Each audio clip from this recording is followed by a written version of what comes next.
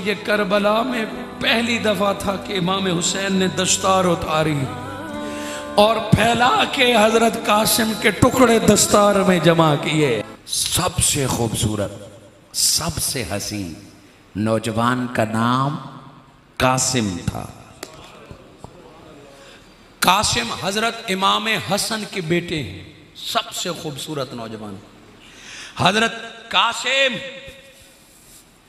खेमे में हैं और जब बाकी शहीद हो गए तो हजरत कासिम बिन हसन ने चचा हुसैन से इजाज़त मांगी कि चचा जान अब मुझे इजाज़त दीजिए, दुआ दीजिए, तलवार दीजिए ताकि मैं यजीदियों से लड़ूं, मैं भी जान कुर्बान करूं। इमाम हुसैन ने बैठने का हुक्म दिया, तलवार रखने को हुक्म दिया कि मेरे शहीद मरहूम भाई की एक ही निशानी है, वो मैं नहीं चाहता कि शहीद हो जाए, मेरी भाई की निशानी है, बैठ जाओ।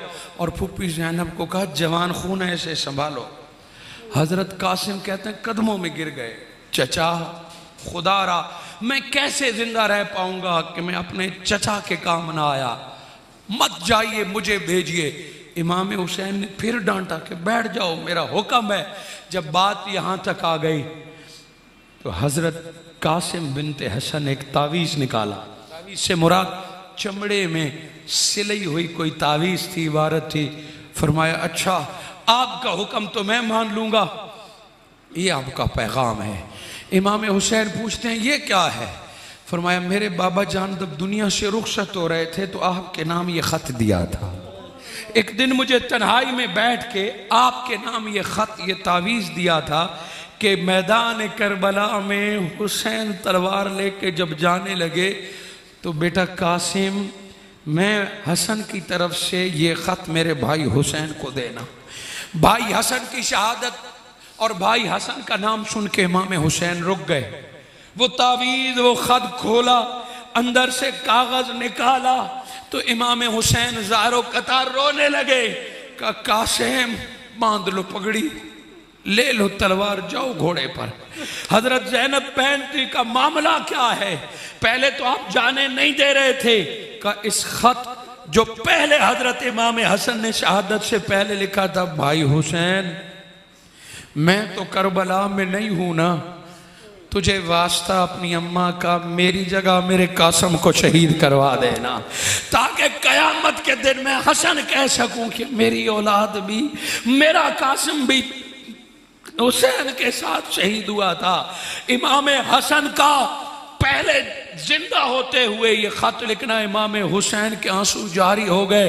अपने हाथों से हजरत कासिम को रवाना किया और पीछे से हसरत से तकते रहे। फुप्पी ज़ैनब भी खूबसूरत, कासिम जिसके बाल अभी आ रहे हैं, नौखेज नौजवान को देखा, अल्लाह अल्लाह। फिर हजरत कासिम जो लड़े, गोया तलवारें नजर ही नहीं आ रही, नेज़े नजर ही नहीं आ रहे। हजरत कासिम बिन हसन की शहादत की खबर जब इमाम हुसैन को आई तो इमाम हुसैन बाकी अहले बैत की तरह उनका जसद उठाने गए। बाकियों का जसद भी तो इमाम हुसैन उठा के लाए ना, हजरत अब्बास से लेके आखिर तक। मगर जब हजरत कासिम का जसद उठाने गए तो जसद कहीं नजर नहीं आया। कहां शहीद हुए? यहां जसदे कासिम बिन हसन नजर नहीं आया।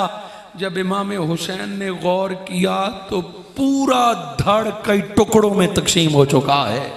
बाजू कहीं और, हाथ कहीं और, सर कहीं और, धड़ कहीं और। इमाम हुसैन किस किस उज़्व को चुने? दोस्तों ये करबला में पहली दफा था कि इमाम हुसैन ने दस्तार उतारी और फैला के हजरत कासिम के टुकड़े दस्तार में जमा किए हैं।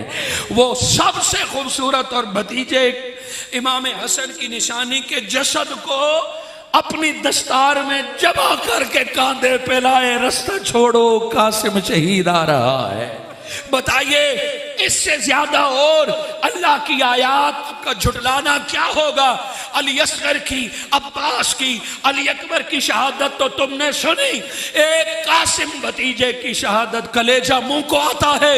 यजीदियों से यह गलती नहीं हुई थी, इब्ने ज़ियाद और शिमर ने चुन चुन के मुस्तफ़ा के घराने को ज़बा किया, शहीद किया। दर हकीकत वो रुए जमीन से नस्ल मुस्तफ़ा मिटाना चाहते थे, रुए जमीन से इस्लाम की निशानियां मिटाना चाहते थे, रुए जमीन से मुस्तफ़ा के घराने को ख़त्म करना चाहते थे। क्योंकि कुरान कायम है कुरान हिफाजत करने वालों की वजह से। वो चाहते ये थे कि अहले बैत ख़त्म हो जाएंगे, फिर कुरान हमारे हाथ में आ जाएगा, हामिले कुरान हम होंगे। उन्हें क्या पता कि कुरान और अहले बैत का आपस में कितना गहरा ताल्लुक है। ये भी अल्लाह की आयतें, अहले बैत भी अल्लाह की आयतें, ये भी अल्लाह की निशानी, वो भी अल्लाह की निशानी। कुरान पढ़ोगे तो हुसैन की आवाज आएगी, हुसैन की गर्दन काट दो तो बगैर जिस्म के सरे हुसैन से कुरान की आवाज आती रहेगी। ये तुम्हारी खाम ख्याली है कि गर्दनें काटने से हक रुक जाता है।